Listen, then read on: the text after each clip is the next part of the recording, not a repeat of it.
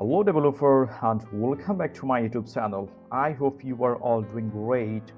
So today I'm going to show you how to create a digital clock by JavaScript. So before create a digital clock, make sure you hit the subscribe button and subscribe to my channel. I hope you already subscribed to my channel. Okay, let's jump to create a digital clock by JavaScript.